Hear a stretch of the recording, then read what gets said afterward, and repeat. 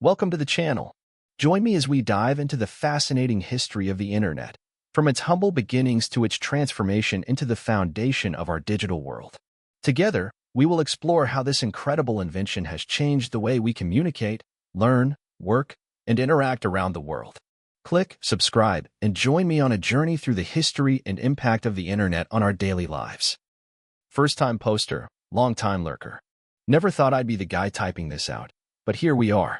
Buckle up, because this story is about how my marriage went from a pretty normal life with a woman I thought I knew, to a chaotic whirlwind of lies, burner accounts, secret OnlyFans subscriptions, crypto scams, and something called a virtual intimacy coach. Yeah, that happened. Let me start with some basic context. I, 34M, have been married to Jenna, 32F, for 6 years. We met the old-school way, at a bookstore. I was reading a paperback on the history of the internet, ironically. She asked me if I believed social media was ruining human connection, and I swear I fell for her right there. She was witty, had a sharp tongue, and looked like someone who wore confidence like perfume, subtle but intoxicating.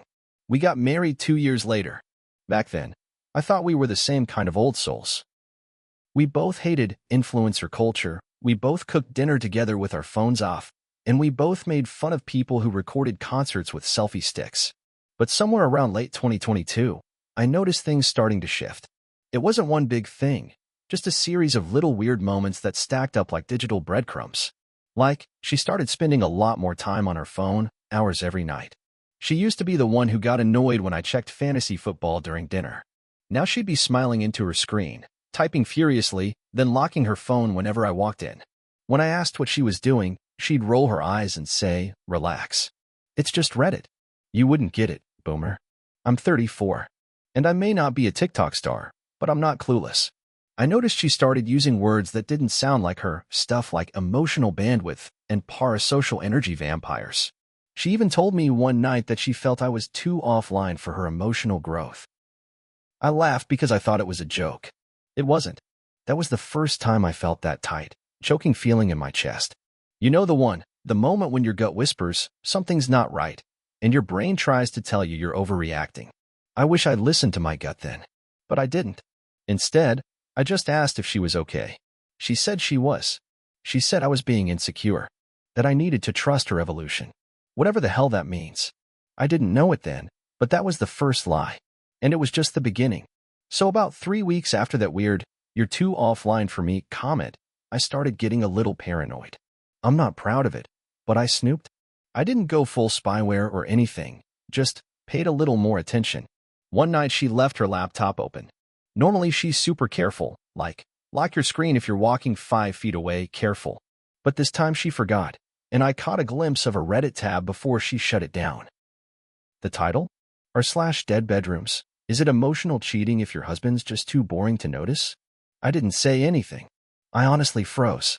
I just sat there next to her on the couch while she scrolled through Instagram reels of shirtless, mindfulness coaches and relationship gurus telling women to choose alignment over obligation. Let me be clear, our sex life wasn't fireworks every day, but it wasn't dead. At least, I thought it wasn't. I tried to initiate. She just kept saying she was tired or overstimulated. At the time, I figured stress, right? Pandemic burnout? Hormonal stuff? Nope. She wasn't tired. She was busy, emotionally outsourcing. The next morning, I tried to gently bring it up. I asked if she was feeling disconnected. She laughed, kissed my forehead like I was a puppy, and said, "Babe, you're being dramatic again. I'm literally just reading Reddit threads to understand other people's perspectives." That was lie number 2. Because it wasn't just Reddit. The signs were all there, and I ignored them because I loved her. I wanted to believe that we were just in a weird phase. I didn't want to be the suspicious husband who questioned everything. But then one night, she called me Theo. My name is not Theo, and it sure as hell wasn't an autocorrect. When she called me Theo, we were in bed, not doing anything, just laying there. She was scrolling on her phone, screen turned slightly away from me like always, and I asked if she wanted to watch something. Without looking up, she goes, "Sure, Theo, whatever you want." I froze. She didn't catch it right away. I just stared at her. When I didn't respond, she finally looked up. I asked, as calmly as I could, "Who's Theo?" She blinked like she was rebooting. "What? You just called me Theo." Her response? A lazy shrug. Oh my God. I was literally just reading a post by someone named Theo on Reddit. Chill out. Now, I'm not a genius, but I know the difference between a slip of the tongue and a Freudian throat punch. This wasn't casual. It was instinct. She said it the way you say someone's name when it's burned into your daily vocabulary. But again, I let it go. I wanted to believe her. I needed to believe her. Because what's the alternative? That my wife had another man's name sitting in the front of her mind while she lay in bed next to me? Still, something cracked that night. I started paying attention. Her phone had new notifications from apps I didn't recognize. One of them was called Signal. Another one was labeled Sage Space. When I asked what Sage Space was, she told me it was a guided meditation group chat. Okay, fine. Deep breath. Maybe she's just trying to better herself. God forbid. But then I saw a flash of a message on her lock screen. Theo, I wish I was there. You always look so sad when you post pics. So I did something I told myself I'd never do in a relationship. I checked her iPad. She'd synced it with her messages months ago and probably forgot. That's when I found the real Theo. So I opened the iPad, hands literally shaking, like I'm about to detonate a bomb, and in a way, I guess I was. She wasn't even trying to hide it. There it was, Theo Maple Leaf. That's what she had him saved as. A whole thread of messages on Signal. Hundreds of them. Videos. Memes. Voice notes. The first thing I saw? A mirror selfie of Jenna in our bathroom, my towel in the background, with the caption, "You'd never let me feel this free if you were my husband's smirking face." The date on it? The night she told me she had a headache and went to bed early. I swear my soul left my body. Theo was some digital Casanova from British Columbia. Long hair. Bearded. One of those guys who posts 300-word captions on Instagram about emotional duality and polyamorous sovereignty. He ran something called a virtual touch coaching circle. No, I'm not making this up. He sold Zoom-based intimacy activations for $99 a session and had over 20K followers, mostly women commenting things like, "You speak to my womb," and "God, I wish men like you were real." Well, guess what? Ladies, he's real. He just also happens to be in my wife's DMs every damn day. And here's the real kicker. She paid him. Not just once. Not for a session. She was on a monthly plan. $249 per month. And guess whose credit card it was on? Yup, mine. That iPad became the Rosetta Stone of betrayal. There were messages about me, too. She told him I was spiritually underdeveloped and a tech caveman who thought Reddit was edgy. They joked about it. He sent her a gif of a dinosaur. She replied with a laughing emoji and wrote, "He still reads physical books, weary face." She used to love that about me. I didn't confront her that night. I didn't sleep either. I just sat on the couch in the dark, scrolling through the whole cursed archive of messages between her and Theo. And here's what messed me up the most. It wasn't just flirty nonsense or sexting. It was emotional intimacy. Late-night voice notes about her childhood, her fears, her dreams. Stuff she hadn't shared with me in years. Maybe ever. She told him she wanted to reclaim her sensual identity outside of patriarchal constructs. Meanwhile, I'm upstairs washing the dishes and paying the mortgage. But here's where the lie got deeper. The next morning, I pretended like everything was normal. I made us eggs. She smiled and said I was being so sweet today and kissed me on the cheek. I looked at her, really looked at her, and for the first time, I didn't recognize the woman sitting across from me. Then I asked her, casually, "Hey, do you still talk to that Theo guy from Reddit?" She didn't even blink. "Who? Theo?" "Babe, that was literally just some guy I replied to once." "Why?" "Just curious," I said, my voice flat. She laughed, an actual laugh, and said, "God, you're so paranoid lately. You should really get off Reddit. It's frying your brain." Lie, lie, lie. I wanted to blow up. I wanted to scream, to throw the iPad at her and say, "Explain this, you manipulative fraud." But I didn't. Instead, I waited. Because I had an idea. See, if she could lie to my face so easily, I needed proof she couldn't deny. Not just messages. Not screenshots. Video. So that afternoon, while she was at her yoga class, I set up a simple camera in the study where she usually took her coaching calls. She told me that room was her sacred space. Turns out it was also her sacred betrayal bunker. I left for a few hours. Came back. Checked the camera. Guess who showed up on Zoom?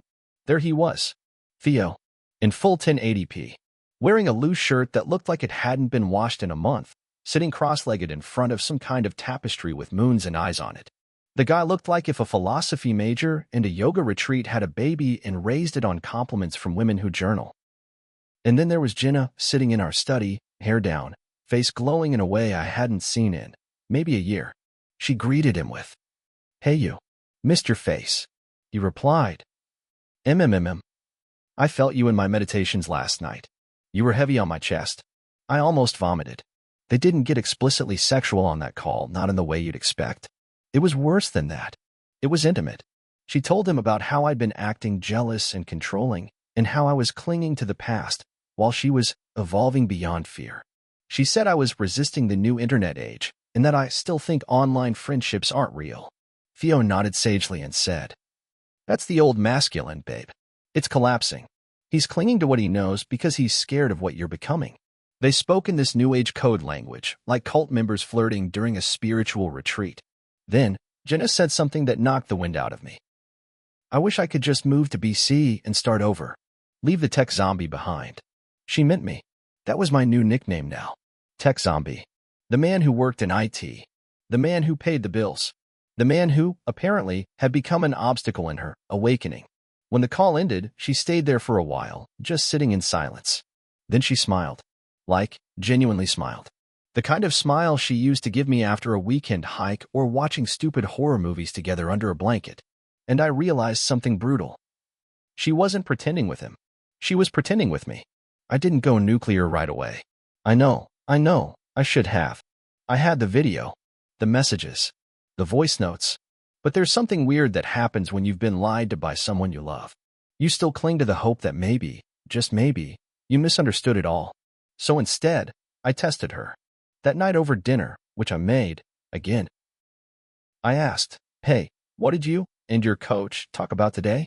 She looked up from her phone with a blink, then smiled. "Oh, just breathing exercises. Nothing juicy, sorry." Line number 19, at that point. Maybe 20. I nodded, didn't press. Then I said, real casual like, I watched this clip today. This guy was talking about how digital intimacy is real intimacy."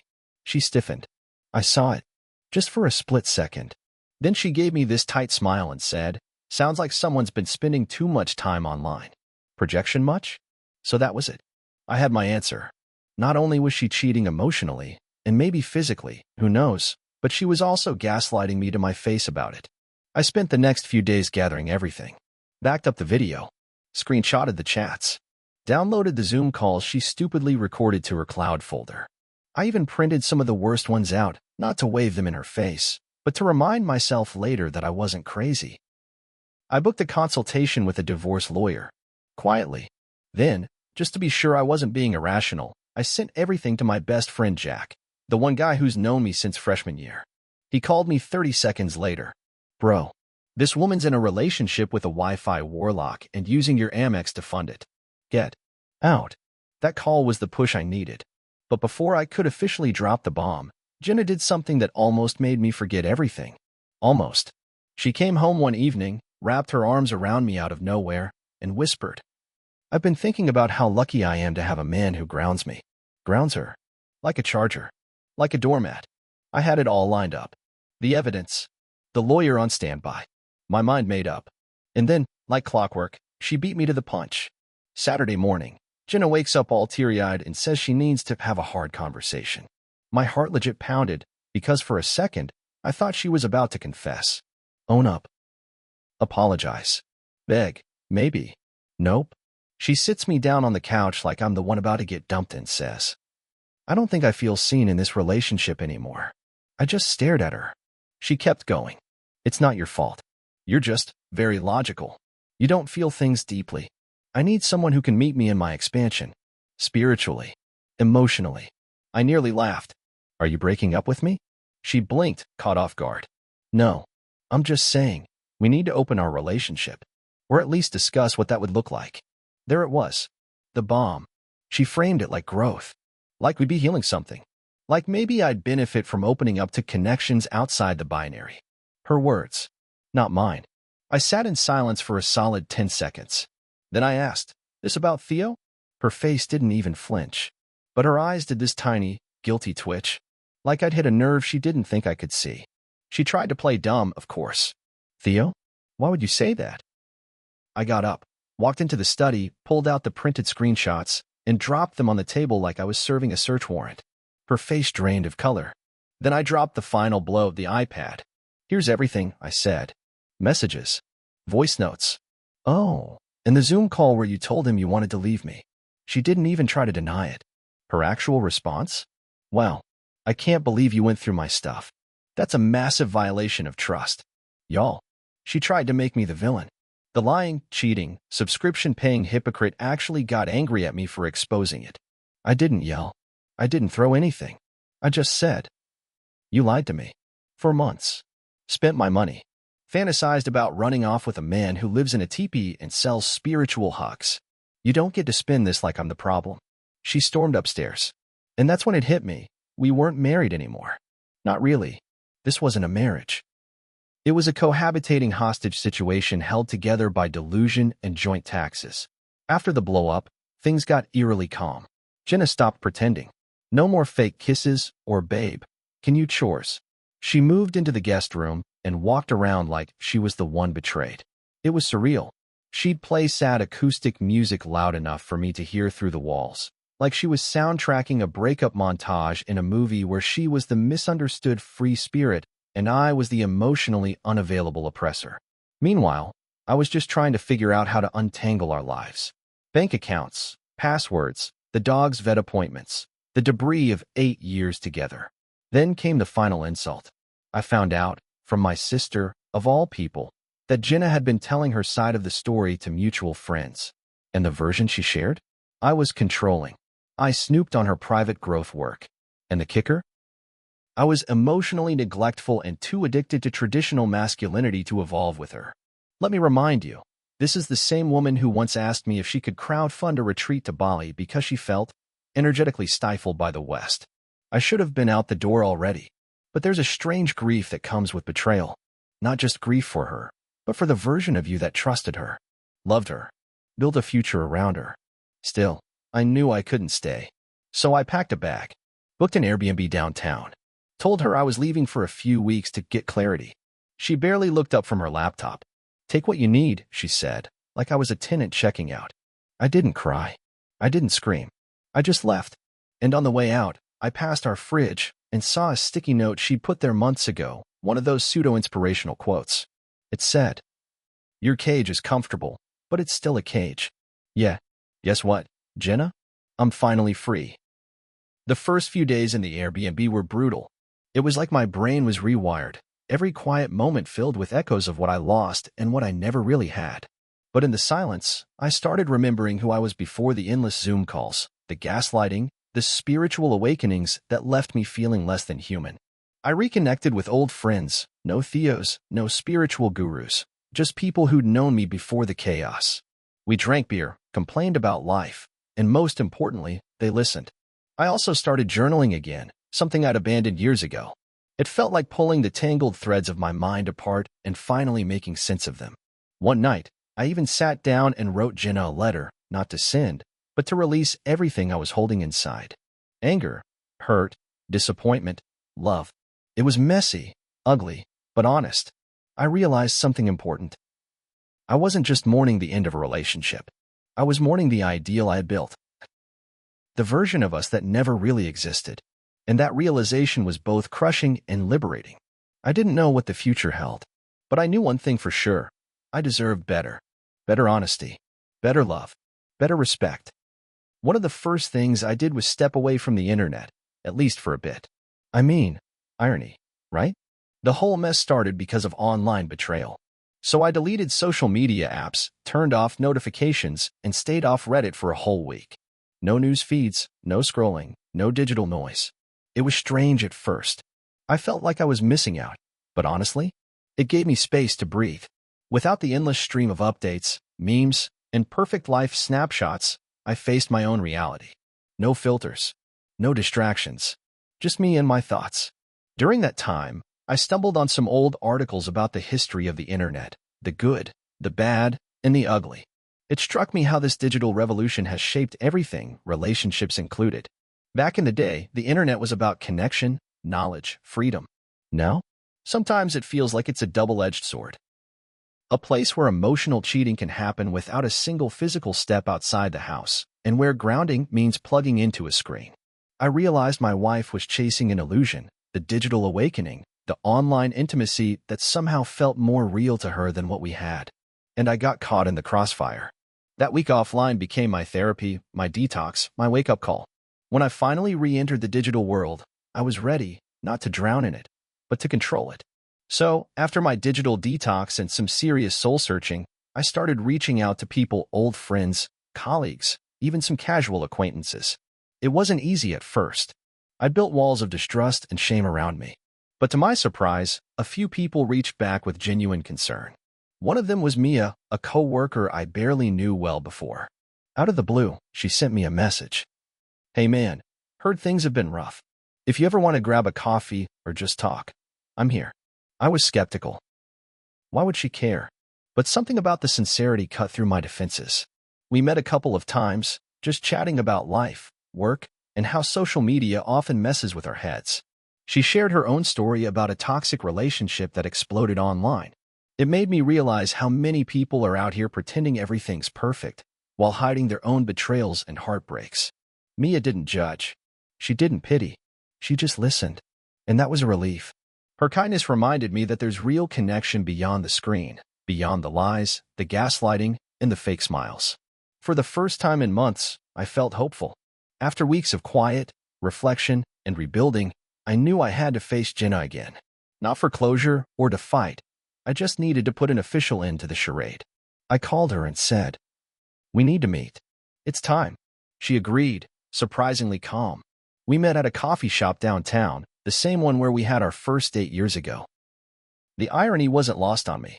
She showed up looking like she'd slept maybe 3 hours, but put on a polite smile. I laid everything out, how I felt, what I discovered, and how I was moving forward.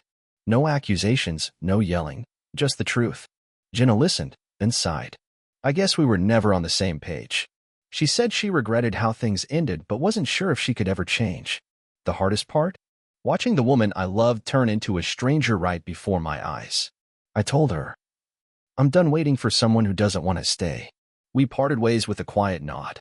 Walking away, I felt lighter, like a weight I didn't know I was carrying finally lifted. After everything, I've had time to reflect on what went wrong and what I wish I'd seen sooner. First, trust your gut. If something feels off, it probably is. Don't ignore red flags just because you want the relationship to work. Second, communication is everything, but it has to be honest communication. If your partner lies or gaslights you, it's not just a rough patch. It's a problem that needs addressing immediately. Third, the internet is a double-edged sword. It connects us in amazing ways, but it also makes it ridiculously easy to escape reality or build alternate lives behind screens.